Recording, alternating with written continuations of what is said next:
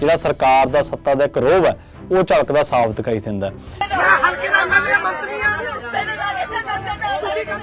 ਇਹ ਕਿੱਥੋਂ ਰਿਵਾਜ ਚੱਲ ਪਿਆ ਪਾਣੀ ਕੰਨੀ ਹੱਥ ਕਰਨ ਦਾ, ਪਾਣੀ ਵਾਲੇ ਪਾਸੇ ਹੱਥ ਕਰਨ ਦਾ? 4 ਸਾਲ ਤੁਸੀਂ ਬੋੜੇ ਨਹੀਂ ਤੇ ਹੁਣ ਇੱਥੇ ਆ ਕੇ ਤੁਸੀਂ ਸਿਆਸਤ ਕਰਨ ਆ ਗਏ ਤੇ ਉਹਨਾਂ ਨੇ ਬੀਬੀ ਨੇ ਇਹ ਕਹਿੰਦਿਆਂ ਥੱਪੜ ਜੜ ਦਿੱਤਾ। ਸਤਿ ਸ਼੍ਰੀ ਅਕਾਲ, ਤੁਸੀਂ ਜੁੜੇ ਹੋਏ ਹੋ ਪੰਜਾਬੀ ਰੇਡੀਓ USA ਦੇ ਨਾਲ ਤੇ ਮੈਂ ਹਾਂ ਪ੍ਰਵੀਨ ਸ਼ਰਮਾ ਲੈ ਕੇ ਹਾਜ਼ਰ ਹਾਂ ਸਪੈਸ਼ਲ ਰਿਪੋਰਟ।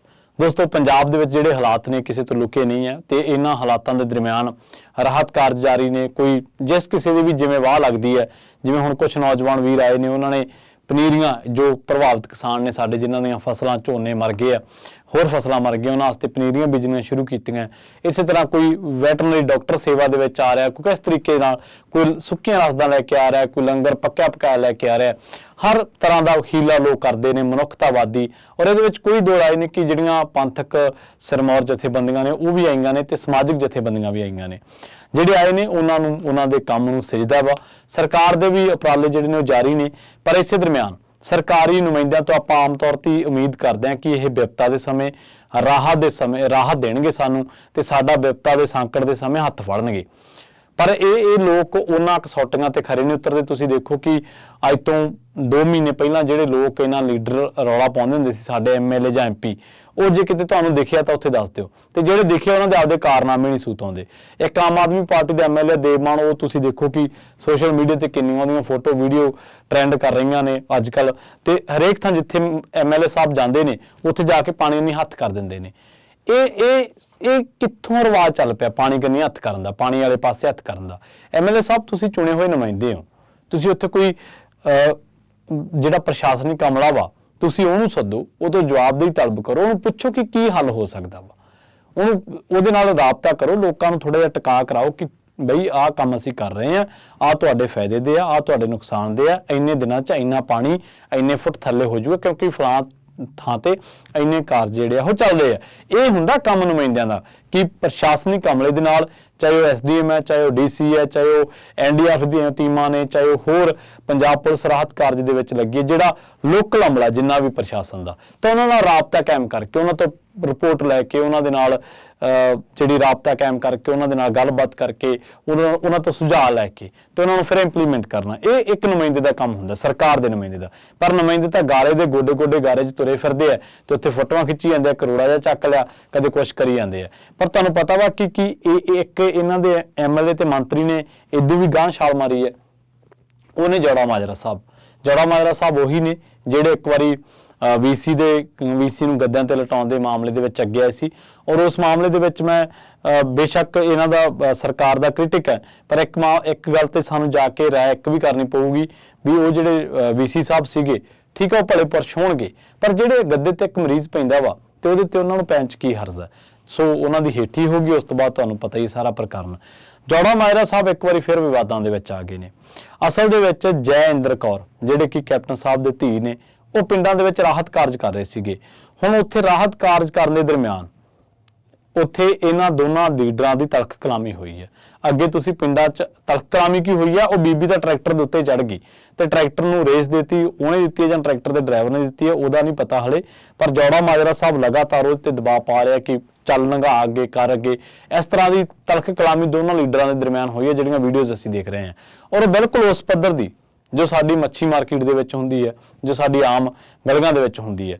ਤੁਸੀਂ ਦੇਖਿਆ ਹੋਣਾ ਵਾ, ਜਦੋਂ ਆਮ ਹੀ ਪਿੰਡਾਂ ਦੇ ਵਿੱਚ ਪਾਣੀ ਆਉਂਦਾ, ਮਤਲਬ ਮਾਲਵੇ ਦੇ ਇਲਾਕੇ 'ਚ ਤਾਂ ਬਹੁਤ ਵਾਰੀ ਇੱਦਾਂ ਹੋਇਆ ਕਿ ਪਾਣੀ ਕਢਾਉਣ ਨੂੰ ਲੈ ਕੇ, ਸੜਕ ਤੋੜਨ ਨੂੰ ਲੈ ਕੇ ਗੋਲੀਆਂ ਤੱਕ ਚੱਲ ਜਾਂਦੀਆਂ। ਬਹੁਤ ਵਾਰੀ ਇਹ ਹੋਇਆ ਕਿ ਦੂਜੇ ਪਿੰਡਾਂ ਦਾ ਪਾਣੀ ਆ ਗਿਆ, ਇੱਕ ਪਾਸੇ ਖੇਤ ਸੁੱਕੇ ਪਏ ਹੈ, ਦੂਜੇ ਧਿਰ ਆ ਕੇ ਕਹਿੰਦੀ ਕਿ ਨਹੀਂ ਸੜਕ ਤੋੜ ਕੇ ਇੱਧਰ ਦੀ ਪਾਣੀ ਕੱਢਣਾ, ਗੋਲੀਆਂ ਚੱਲ ਜਾਂਦੀਆਂ। ਪਰ ਲੀਡਰ ਲੜਦੇ ਪਹਿਲੀ ਵਾਰੀ ਵੇਖੇ ਆ।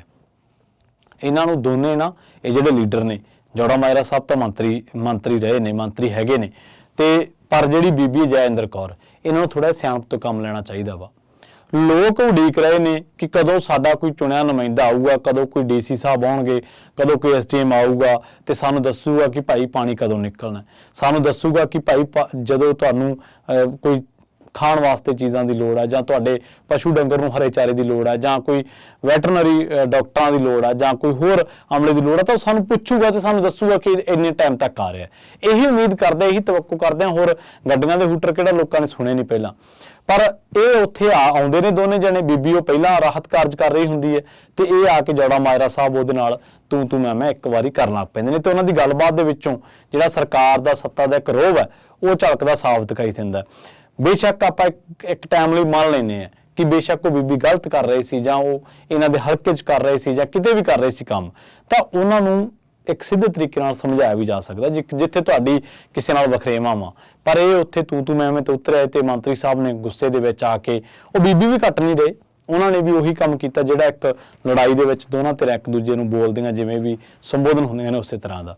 ਪਰ ਸਵਾਲ ਵੱਡਾ ਇਹ ਹੈ, ਸਾਡਾ ਸਵਾਲ ਇਹ ਨਹੀਂ ਗਾ ਕਿ ਇਹ ਲੜੇ ਕਿਉਂ ਆ, ਸਾਡਾ ਸਵਾਲ ਇਹ ਹੈ ਕਿ ਤੁਸੀਂ ਇਸ ਸਿਚੁਏਸ਼ਨ 'ਚ ਕਿਉਂ ਲੜੇ ਆ। ਜਿਹੜੀਆਂ ਗੱਲਾਂ ਲਈ ਤੁਹਾਨੂੰ ਲੜਨਾ ਚਾਹੀਦਾ ਵਾ, ਲੜਨ ਲਈ ਤੁਹਾਨੂੰ ਲੋਕਾਂ ਨੇ ਵਿਧਾਨ ਸਭਾ ਦੇ ਵਿੱਚ ਭੇਜਿਆ, ਲੋਕਾਂ ਦਾ ਪੱਖ ਰੱਖਣ ਵਾਸਤੇ ਭੇਜਿਆ। ਹਾਲਾਂਕਿ ਬੀਬੀ ਹਾਲੇ ਤੱਕ ਲੋਕ ਸਭਾ ਵਿਧਾਨ ਸਭਾ 'ਚ ਨਹੀਂ ਗਏ, ਪਰ ਲੋਕ ਇਹਨਾਂ ਤੋਂ ਤਵੱਕੋਂ ਕਰਦੇ ਆ, ਲੋਕ ਇਹਨਾਂ ਤੋਂ ਉਮੀਦ ਕਰਦੇ ਆ ਕਿ ਇਹ ਭਾਈ ਸਾਡਾ ਅੱਗਾ ਸਵਾਰਨਗੇ, ਸਾਡੇ ਕੰਮ ਕਰਨਗੇ ਇਹ। ਪਰ ਇਹ ਇੱਥੇ ਜਾ ਕੇ ਤੂੰ ਮੈਂ ਕਰ ਰਹੇ ਆ। ਸੋ ਸਮਝਦਾਰੀ ਤੋਂ ਕੰਮ ਲੈਣਾ ਚਾਹੀਦਾ। ਇਹ ਆਮ ਬੰਦੇ ਵਾਂਗੂ ਬਿਹੇਵ ਨਹੀਂ ਕਰ ਸਕਦੇ ਤੁਸੀਂ। ਤੁਹਾਡੇ ਉੱਤੇ ਬਹੁਤ ਲੋਕਾਂ ਦੀ ਜ਼ਿੰਮੇਵਾਰੀ ਆ। ਇੱਕ ਹਲਕੇ ਦੇ ਵਿੱਚ ਜੇਕਰ ਤੁਸੀਂ 50-60 ਹਜ਼ਾਰ ਵੋਟ ਨਾਲ ਜਿੱਤੇ ਹੋ ਤਾਂ ਇਹਦਾ ਮਤਲਬ ਇਹ ਨਹੀਂ ਗਾ ਕਿ ਤੁਸੀਂ ਜਿੰਨੀਆਂ ਕੁ ਵੋਟਾਂ ਤੁਹਾਨੂੰ ਪੈ ਗਈਆਂ 80 ਹਜ਼ਾਰ 90 ਹਜ਼ਾਰ ਤੁਸੀਂ ਉਹਨੂੰ ਹੀ ਵੇਖਣਾ ਵਾ।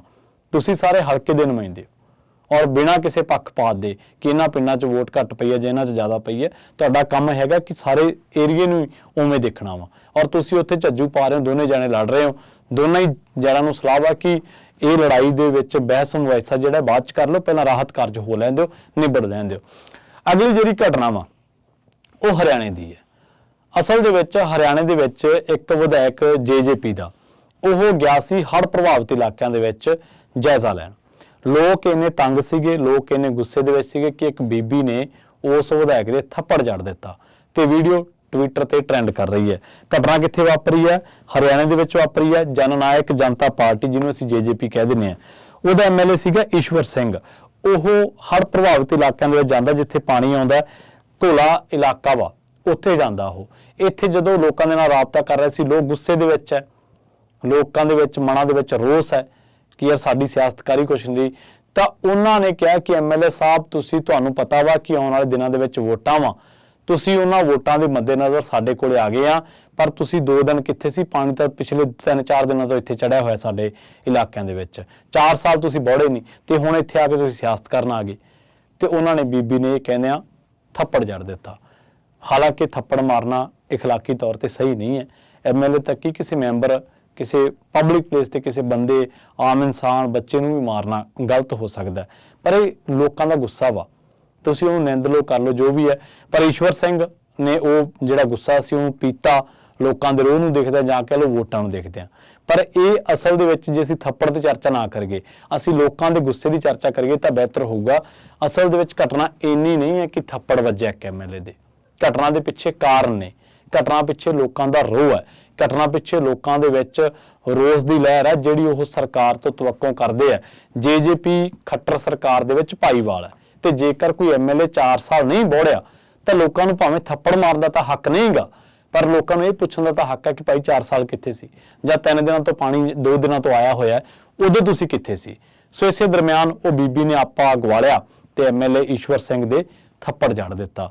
ਪਰ ਹੁਣ ਈਸ਼ਵਰ ਸਿੰਘ ਨੇ ਕਿਹਾ ਕਿ ਮੈਂ ਇਸ ਬੀਬੀ ਉੱਤੇ ਕੋਈ ਕਾਨੂੰਨੀ ਕਾਰਵਾਈ ਜਿਹੜੀ ਉਹ ਨਹੀਂ ਕਰੂੰਗਾ ਤੇ ਮੈਂ ਇਹਨੂੰ ਇੱਕ ਤਰੀਕੇ ਨਾਲ ਮਾਫ ਕਰ ਦਿੱਤਾ, ਜਾਂ ਮੈਂ ਇਸ ਮਸਲੇ ਨੂੰ ਹੁਣ ਸਮੇਟਣਾ ਚਾਹੁੰਦਾ ਵਾਂ। ਤਾਂ ਚਲੋ ਈਸ਼ਵਰ ਸਿੰਘ ਨੇ ਵੀ ਇਹ ਪਹਿਲ ਕੀਤੀ ਹੈ, ਪਰ ਅਸਲ ਦੇ ਵਿੱਚ ਸਾਡੀ ਸਿਆਸਤ ਦੇ ਥੱਪੜ ਨਾ ਪੈਣ। ਅਸੀਂ ਚਾਹੁੰਦੇ ਹਾਂ ਕਿ ਲੋਕ ਤੁਹਾਨੂੰ ਗਾਲੀ ਗਲੋਚ ਨਾ ਕਰਨ, ਲੋਕ ਤੁਹਾਡੇ ਨਾਲ ਬਦ ਇਖਲਾਕੀ ਦੇ ਨਾਲ ਪੇਸ਼ ਨਾ ਆਉਣ, ਲੋਕ ਤੁਹਾਡੇ ਨਾਲ ਬਦਤਮੀਜ਼ੀ ਨਾ ਕਰਨ। ਤਾਂ ਇਹਦੇ ਲਈ ਤੁਹਾਨੂੰ ਇੱਕ ਕੰਮ ਕਰਨਾ ਪਊਗਾ, ਤੁਹਾਨੂੰ ਲੋਕਾਂ ਦੇ ਵਿੱਚ ਵਿਚਰਨਾ ਪਊਗਾ। ਲੋਕ ਤੁਹਾਡੀ ਗੈਰ ਹਾਜ਼ਰੀ ਕਦੇ ਬਰਦਾਸ਼ਤ ਨਹੀਂ ਕਰਨਗੇ, ਤੁਹਾਨੂੰ ਲੋਕਾਂ ਦੇ ਦੁੱਖ ਦਰਦ ਸੁਣਨੇ ਪੈਣਗੇ, ਉਹਨਾਂ ਦਾ ਨਿਵਾਰਨ ਕਰਨਾ ਪੈਣਾ ਵਾ। ਨਹੀਂ ਤਾਂ ਤੁਸੀਂ ਦੇਖੋ ਕਿ ਇੱਕ ਵਾਰੀ ਸ਼ਰਦ ਪਵਾਰ ਉੱਤੇ ਜੁੱਤੀ ਚਲਾ ਦਿੱਤੀ ਗਈ ਸੀ, ਸ਼ਾਇਦ ਜੇ ਮੈਂ ਗਲਤ ਨਾ ਹੋਵਾਂ, ਪੀ ਚਿਦੰਬਰਮ ਉੱਤੇ ਜੁੱਤੀ ਚਲਾਈ ਸੀ, ਕੇਜਰੀਵਾਲ ਤੇ ਕਿੰਨੀ ਵਾਰ ਸਾਈ ਸਿੱਟੀ ਗਈ ਹੈ, ਹੋਰ ਬਹੁਤ ਸਾਰੀਆਂ ਘਟਨਾਵਾਂ ਵਾਪਰੀਆਂ, ਜੁੱਤਾ ਚਲਾ ਦਿੱਤਾ ਜਾਂਦਾ। ਇੱਥੇ ਪ੍ਰਕਾਸ਼ ਸਿੰਘ ਬਾਦਲ ਜਿਹੜੇ ਕਿ ਇਸ ਦੁਨੀਆ 'ਚ ਨਹੀਂ ਰਹੇ, ਉਹਨਾਂ ਤੇ ਵੀ ਇੱਕ ਵਾਰੀ ਜੁੱਤੀ ਚਲਾ ਦਿੱਤੀ ਗਈ ਸੀਗੀ, ਸਿੱਟ ਦਿੱਤੀ ਗਈ ਸੀ ਉਹਨਾਂ ਵੱਲ, ਚਲਾ ਦਿੱਤੀ, ਚਲੋ ਹਿੰਦੀ ਦਾ ਸ਼ਬਦ ਹੈ, ਸਿੱਟ ਦਿੱਤੀ ਗਈ ਸੀ ਉਹਨਾਂ ਦੇ ਵੱਲ। ਪਰ ਉਹਨਾਂ ਦਾ ਬਚਾਅ ਹੋ ਗਿਆ ਸੀ। ਕੇਜਰੀਵਾਲ ਤੇ ਸਿਆਹੀ ਕਿੰਨੀ ਵਾਰੀ ਪਈ ਹੈ। ਸੋ ਇਹ ਚੀਜ਼ਾਂ ਹੁੰਦੀਆਂ ਰਹਿੰਦੀਆਂ ਨੇ, ਇਹ ਲੀਡਰਾਂ ਦੇ ਨਾਲ ਵਾਪਰਦੀਆਂ ਰਹਿੰਦੀਆਂ, ਪਰ ਅਸੀਂ ਇਹ ਨਹੀਂ ਕਹਿੰਦੇ ਕਿ ਬਹੁਤ ਚੰਗਾ ਹੋਇਆ ਜਾਂ ਬਹੁਤ ਸਹੀ ਹੋਇਆ, ਪਰ ਅਸੀਂ ਇਹ ਕਹਿੰਦੇ ਕਿ ਇਹ ਨਾ ਹੋਵੇ। ਇਸ ਕਰਕੇ ਸਿਆਸਤ ਥੋੜਾ ਜਿਹਾ ਆਪਣੇ ਆਪ ਨੂੰ ਜਵਾਬਦੇਹ ਜ਼ਰੂਰ ਕਰੇ। ਜਲਦ ਮਿਲਾਂਗੇ ਇੱਕ ਹੋਰ ਨਵੀਂ ਰਿਪੋਰਟ ਦੇ ਵਿੱਚ। ਬਹੁਤ ਬਹੁਤ ਧੰਨਵਾਦ।